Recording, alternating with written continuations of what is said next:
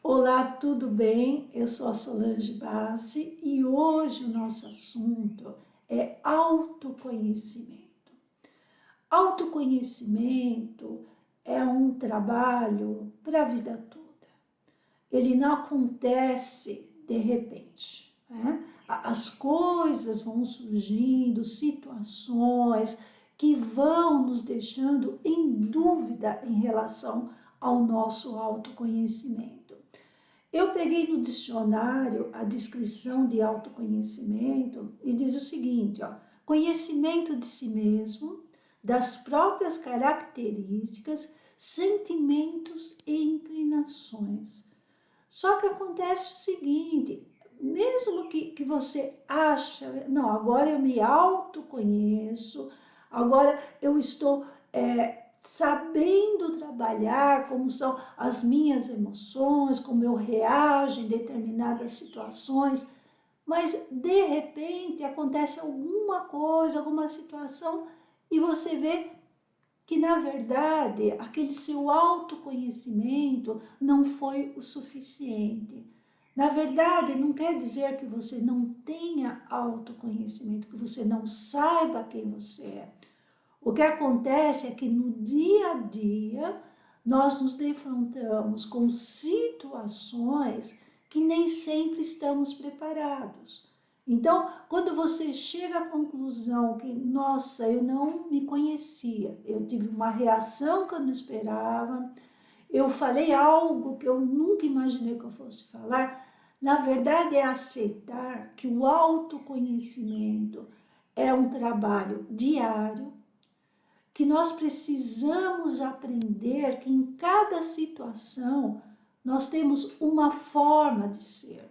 Não é possível ser a mesma pessoa o tempo todo. É isso que muda quando você tem consciência de quem você é de verdade. Porque não é possível ser sempre a mesma pessoa. Essa pessoa que está agora falando com vocês aqui, não é a mesma pessoa há 5 minutos atrás, quando eu estava me preparando. Então, em cada fase, cada etapa da nossa vida, nós temos que nos autoconhecer como nós somos em determinadas questões. Eu trouxe aqui alguns tópicos para conversarmos e um deles é assim, olha, autoconhecimento não é sinônimo de conhecimento automático, com certeza. Por quê? O autoconhecimento como sinônimo de conhecimento automático, ele vai acontecer isso que eu acabei de falar. Você vai ter situações que você vai perceber que você não vai saber como lidar, mas através desse aprendizado, a próxima vez que você se ver nessa situação, você vai ver que você tem um autoconhecimento em relação a essa questão. Então, começa a pensar junto comigo. Nós temos várias formas de estarmos trabalhando o autoconhecimento e principalmente detectar que cada setor da nossa vida necessita de um tipo de autoconhecimento. Outra questão, o autoconhecimento é possível trabalhar sozinho? Sim, é possível trabalhar sozinho. Mas nós sempre, quando temos alguém com quem nós possamos estar dividindo, trabalhando essas questões, facilita muito. E é interessante que quando há essa troca, tanto eu me conheço, como eu conheço a percepção do outro. E às vezes era o que faltava para descobrir algo em mim que eu não enxergava. Olha como que é interessante isso. A partir do momento do espelho, novamente a questão do espelho, eu olho o outro, percebo coisas minhas, traços meus, crenças minhas, e eu me torno mais autoconsciente daquilo que eu quero trabalhar em mim. Então, fiquem atentos a isso, os espelhos que estão ao seu lado. O seu espelho pode ser o seu marido, o seu namorado, a sua esposa, a sua namorada, os seus filhos, uma colega de trabalho, um professor, uma professora. De repente é preciso que alguém esteja próximo a você para que você desenvolva a sua autopercepção, o seu autoconhecimento. Então, é bem interessante, né? Outra coisa, né? A questão do autoconhecimento. Nós passamos muito tempo das nossas vidas prestando muita atenção no outro. É uma outra questão. Quando nascemos, né, nós somos os nossos pais. Então, nós vamos crescendo, desenvolvendo, mas nós somos os nossos pais. Quantas vezes eu já percebi, aquela criança ali pensa que tem vida própria, pensa que manda. Por quê? Porque a criança não pode fazer aquilo que ela acha que ela pode, aquilo que ela acha que faz parte da vida dela. Por quê? Porque ela tem que seguir padrões familiares. E nós passamos muito tempo dentro desses padrões. Quando começa o período que nós saímos desses padrões? A adolescência. Por que os pais não gostam da adolescência? Porque através da observação de um amigo, de uma amiga, nós começamos a nos conectar com a nossa essência. Nós saímos um pouco do que nós recebemos da família, não se sai totalmente, nunca. Tá? E começamos a ver outra forma de olhar para dentro de cada um de nós e perceber o autoconhecimento a partir da observação de uma amiga minha. Eu percebi que eu também sou capaz disso, daquilo. Isso é autoconhecimento, não é cópia. Então, também tem que tomar consciência disso. Nós não somos cópias de ninguém. Mas quando nós nos vemos em uma outra pessoa, ajuda muito a descobrir muitas questões que às vezes estão dentro da gente de uma forma que, se assim não fosse, não perceberíamos nunca. Então, é muito interessante isso, né? E quando começa... Bom, só continuar nessa questão da idade, depois eu falo numa outra questão. Depois são os relacionamentos. Quantas pessoas deixam de ser elas mesmas por amor? Elas abandonam família, abandonam amigos, abandonam porque ela quer viver aquele amor, ela quer fazer tudo da forma do seu parceiro ou da sua parceira. O seu autoconhecimento foi embora. Porque você começa a viver a vida do outro e para de viver a sua. E nessa sequência pode entrar a questão da profissão, pode a maternidade, a paternidade. A verdade é que quando chega, isso daí é científico já, quando nós chegamos na idade de 38 a 42 anos, nós paramos e pensamos, quem sou eu de verdade? Cadê eu? Cadê a minha identidade? Cadê o meu autoconhecimento? Onde estava a pessoa que eu achava que eu conhecia? E é muito interessante, porque essa é uma idade que muitas pessoas se separam quando estão casadas. É uma idade que muitas pessoas trocam de profissão. Porque é como se tivesse um chamado do universo nesse período que falasse assim, olha... trabalhe o seu autoconhecimento, corra atrás das suas verdades. Atrás das suas verdades você vai encontrar limites, você vai encontrar obstáculos, batalhas internas, crenças a serem vencidas. Mas vale super a pena. Por quê? Porque você consegue desenvolver habilidades que até então, de repente, você não tinha pensado. Então, é muito interessante. E E aí eu trago a questão do mapa astral. Por quê? Porque o mapa astral, ele possui 12 casas, e nessas 12 casas nós temos um trabalho para ser feito em cada área. Então nós temos, por exemplo, a casa da personalidade, que é a casa 1, que é a forma como nós nos mostramos ao mundo. Isso é muito importante, ter a autoconsciência de como as pessoas nos veem, como as pessoas nos julgam, como as pessoas percebem a nossa energia, é muito importante. E essa é uma ferramenta de autoconhecimento fantástico. Que imagem você vende de si mesmo para as pessoas? Então, trabalhar isso é muito importante. A casa 2 é a casa do dinheiro. É como você lida com os valores. Então, quando a questão é financeira, você vai ter uma outra forma de encarar, você vai ter outra percepção, você vai ter outro tipo de necessidade. Então, você precisa se autoconhecer em relação aos valores. Ao valor que você dá para as coisas que acontecem na sua vida. É um novo autoconhecimento.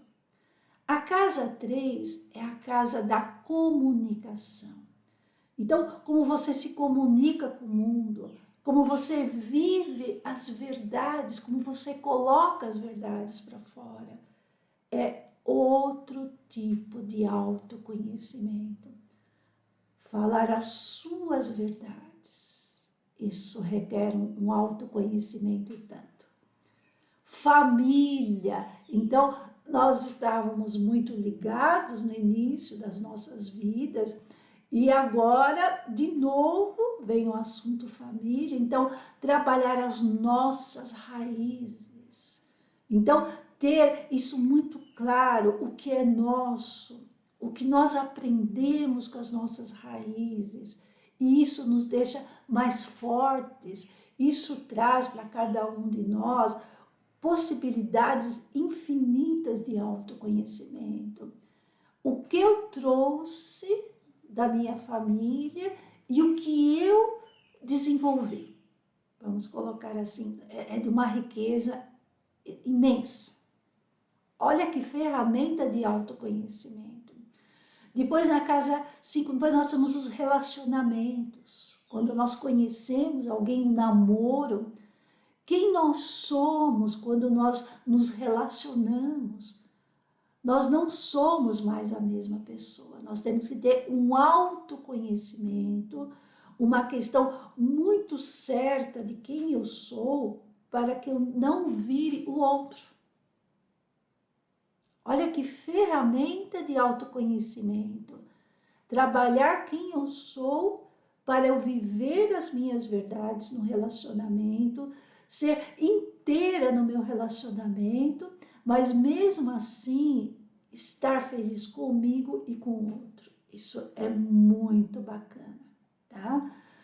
A mesma coisa assim, fala dos filhos, a mesma coisa. Quem eu sou como mãe, quem eu sou como pai, eu, através do meu autoconhecimento, eu vou deixar meu filho, minha filha, serem o que eles são de verdade. Eu não vou precisar mudar ninguém. Eu não vou precisar fazer com que eles sejam eu. Não, eles vão ser cada um o que eles são. Outra ferramenta de autoconhecimento, outro aprendizado muito importante. Então, estão fazendo uma ligação com o que eu estou falando? Olha como é importante o trabalho do mapa astral. É importantíssimo. Depois nós temos na casa 6 a saúde. O que é a saúde? É só cuidar, não sair na chuva para não pegar uma gripe, ou de repente tomar vacina ou não tomar vacina. O cuidado que deve se ter com a questão da saúde. A saúde é muito importante, é fundamental na vida da gente. Se você não tem saúde, você não tem nada. Nenhum desses tópicos que eu estou colocando para vocês tem valor se você não tem saúde. Nada disso acontece. Então, como eu tenho que me autoconhecer em relação a curar as minhas questões de saúde, a curar o meu emocional, porque muita questão de saúde vem do emocional, muita doença vem do emocional. Então, a partir do autoconhecimento, me autocurar. É outro tipo de conhecimento que você pode adquirir. Depois, nós vamos falar do casamento, a mesma coisa, né? Eu saber trabalhar com o meu casamento de forma a ter a minha identidade respeitada, a minha individualidade respeitada dentro da relação. Isso é fantástico. Outra ferramenta de autoconhecimento. Casa 8, sexualidade. Sexo ainda é tabu. Quanto que se fala, né, de assumir a sexualidade, de quem você é, como você se define, estudar, se autoconhecer aquilo que tem a ver com a sua sensualidade, com a sua sexualidade, como você trabalha isso. É uma ferramenta de autoconhecimento fantástica. E a religiosidade? Eu não estou falando de você ir numa igreja, uma sinagoga. Não, não, não. A sua conexão com o divino. Você aceitar essa conexão com o divino. Você se tornar um com ele. Você acreditar em você. É uma ferramenta de autoconhecimento fantástica. E a profissão, que é a casa 10? É uma outra ferramenta de autoconhecimento, assim, que é demais. Como as pessoas mudam, por exemplo, quando elas estão no comando. Quem são elas quando têm, por exemplo, um cargo de chefia? Será que a pessoa ela tem o autoconhecimento necessário para lidar com o poder? Quantas pessoas se perdem com o poder? Não é fácil fazer esse tipo de trabalho. Então, que autoconhecimento você pode tirar dessa casa 10, da sua profissão, dos seus talentos? A casa 11 são as amizades. E ela entra naquele tópico anterior, que eu já comentei, né? A questão do olhar o outro, de se observar, a questão do espelho. Quanto você pode se autoconhecer através daquilo que você observa, daquilo que você nota no outro. Muitas vezes, aquilo que você vê no outro, na verdade, é seu. Aquilo que te incomoda no outro pode ser seu. É aquilo que incomoda em você, de alguma forma você não sabe como trabalhar nisso e você sente-se incômodo.